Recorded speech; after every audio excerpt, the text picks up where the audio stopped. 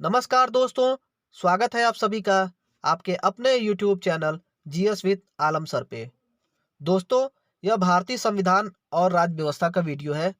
इसमें हम भारतीय संविधान और राज्य व्यवस्था को प्रत्येक टॉपिक को कवर करते हुए प्रश्नों को देखेंगे। इस वीडियो को देखने के बाद आपको संविधान में एक कॉन्फिडेंस महसूस होने लगेगा। चलिए शुरू करते हैं। पहला प्रश्न है, प्रांतों में द्वैत शासन की शुरुआत किस अधिनियम के अंतर्गत हुई? तो इसका उत्तर है 1919 के अधिनियम, जिसे मॉन्टेस्क्यू चेम्सफोर्ड अधिनियम भी कहा जाता है, के अंतर्गत प्रांतों में द्वैत शासन की शुरुआत हुई। और दोस्तों याद रखे रहिएगा, इसी अधिनियम में केंद्र में द्विसदनीय व्यवस्था की भी शुरुआत हुई थी। नेक्स्ट प्रश्न है, भारतीय संविधान के प्रस्तावना में किस संविधान संशोधन द्वारा संशोधन किया गया है? तो इसका उत्तर है 42वां संविधान संशोधन 1976। दोस्तों 42वां संविधान संशोधन 1976 में अपने भारतीय संविधान के प्रस्तावना में 3 नए शब्द समाजवादी, पंथनिरपेक्ष और राष्ट्र की अखंडता जोड़े गए थे। नेक्स्ट प्रश्न है, भारतीय संविधान के किस भाग में नागरिकता का वर्णन है? तो दोस्तों भाग 2 में नागरिकता का वर्णन है, जो अनुच्छेद 5 से 11 तक है। और दोस्तों याद रखे रहिएगा, भारत में इकहरी नागरिकता प्रणाली व्यवस्था है। भारतीय संविधान के अंतर्गत भारत में इकहरी नागरिकता व्यवस्था है। नेक्स्ट प्रश्न है, लोक नियोजन के अवसर की समानता किस अनुच्छेद में है? तो दोस्तों अनुच्छेद 16 में लोक नियोजन के अवसर की समानता का वर्णन है। दोस्तों अनुच्छेद 14 से लेकर के 18 समता या समानता का अधिकार है, उसी के बीच में अनुच्छेद 16 आता है। 16 में लोक नियोजन के अवसर की समानता वर्णन है। अगला प्रश्न है, राज्यपाल की नियुक्ति कौन करता है? तो दोस्तों राज्यपाल की नियुक्ति राष्ट्रपति के द्वारा होती है और राज्यपाल राष्ट्रपति के प्रसाद पर्यंत या 5 वर्ष के लिए अपना पद धारण करता है। दोस्तों राज्यपाल एक से अधिक राज्यों का भी राज्यपाल नियुक्त किया जा सकता है। अगला प्रश्न है, केंद्र की कार्यपालिका का वास्तविक प्रमुख कौन होता है? तो दोस्तों प्रधानमंत्री केंद्र की कार्यपालिका का वास्तविक प्रमुख होता है, जबकि संवैधानिक प्रमुख राष्ट्रपति होता है। भारतीय संविधान के अनुच्छेद 53 में इस बात का वर्णन है। अगला प्रश्न है, केंद्र की कार्यपालिका का प्रमुख कौन होता है? तो दोस्तों अनुच्छेद 53 के अंतर्गत राष्ट्रपति केंद्र की कार्यपालिका का प्रमुख होता है, जबकि केंद्र की कार्यपालिका का वास्तविक प्रमुख प्रधानमंत्री को माना जाता है। दोस्तों अगला प्रश्न है, राज्य में कार्यपालिका का वास्तविक प्रमुख कौन होता है? तो मुख्यमंत्री राज्य में कार्यपालिका का वास्तविक प्रमुख होता है, जो शक्तियों का प्रयोग करता है। लेकिन राज्य में संवैधानिक प्रमुख या राज्य में कार्यपालिका का प्रमुख राज्यपाल होता है। याद रखिएगा। अगला प्रश्न है, राज्य की कार्यपालिका का प्रमुख कौन होता है? तो दोस्तों राज्यपाल राज्य की कार्यपालिका का प्रमुख होता है। दोस्तों सरोजनी नायडू भारत के किसी राज्य की पहली महिला राज्यपाल थी, जो कि उत्तर प्रदेश से राज्यपाल बनी थी। अगला, कौन सा मूल अधिकार वर्तमान में विधिक अधिकार हो गया है?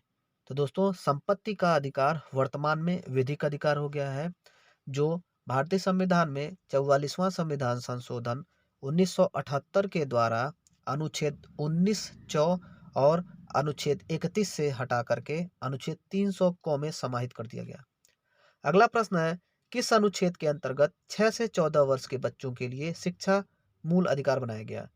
तो दोस्तों अनुच्छेद 21 को के अंतर्गत शिक्षा मूल अधिकार है और यह भारतीय संविधान में 86वां संविधान संशोधन द्वारा हुआ था। दोस्तों याद रखे रहेगा, शिक्षा से संबंधित मूल अधिकार, मूल कर्तव्य और नीति निर्देशक तत्व तीनों में वर्णन है।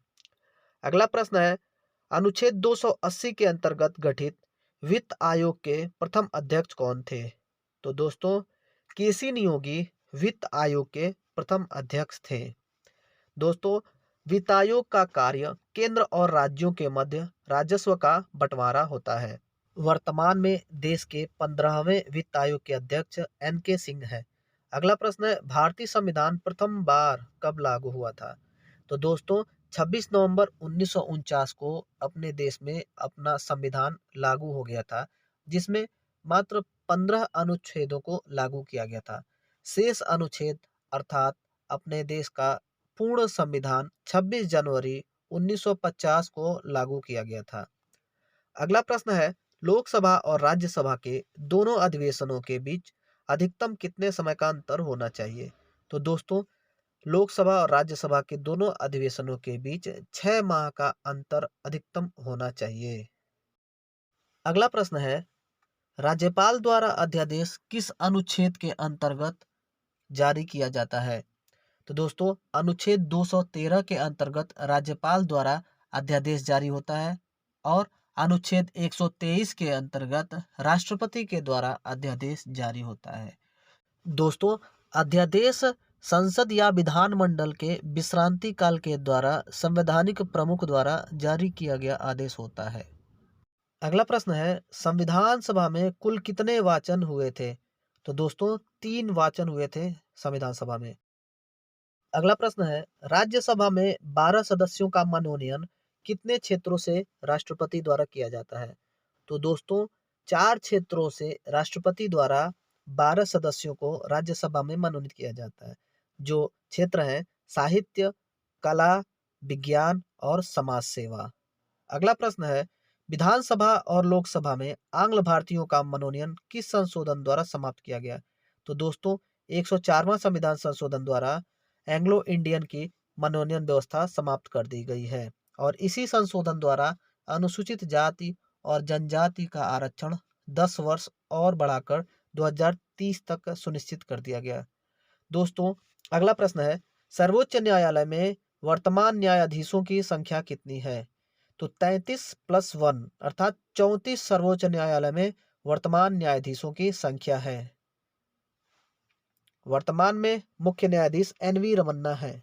अगला प्रश्न है, शिक्षा 7वीं अनुसूची के किस सूची में उल्लेखित है? तो दोस्तों, समवर्ती सूची में शिक्षा का वर्णन है, जो कि पूर्व में राज्य सूची का विषय था।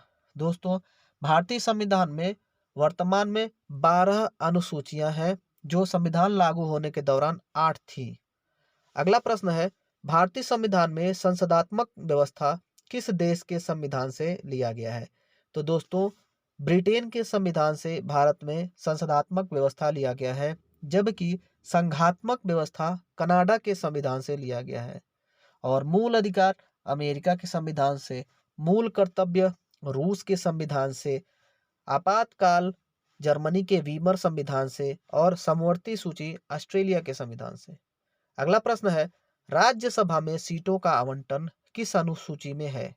तो दोस्तों, चौथी अनुसूची में राज्यसभा में सीटों का आवंटन है और दोस्तों, 7वीं अनुसूची में सूचियों का वर्णन है, 8वीं अनुसूची में भाषा का वर्णन है और दोस्तों, 9वीं जो अनुसूची है वह पहले संविधान संशोधन से जुड़ी हुई है, जिसमें कुछ अधिनियमों का विधि मान्यीकरण है और 10वीं अनुसूची में दल बदल से संबंधित कानून है और 11वीं अनुसूची में दोस्तों पंचायत है, जो 73वां संविधान संशोधन से जुड़ा और 12वीं अनुसूची में नगरपालिका है, जो 74वां संविधान संशोधन से जुड़ा।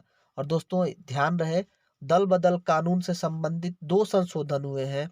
52वां संविधान संशोधन द्वारा 10वीं अनुसूची जुड़ी दल बदल और पुनः उसमें 91वां संविधान संशोधन किया गया था।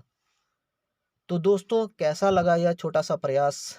अपना फीडबैक अवश्य दें और चैनल को अभी तक सब्सक्राइब नहीं किए तो सब्सक्राइब कर लें। वीडियो यदि पसंद आया तो लाइक करें और अपने दोस्तों में शेयर करें। धन्यवाद।